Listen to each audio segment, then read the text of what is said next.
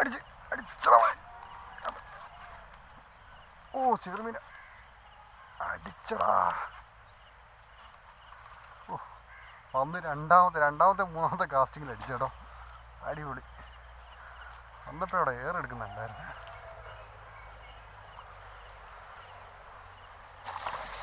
ഓ അടിപൊളി.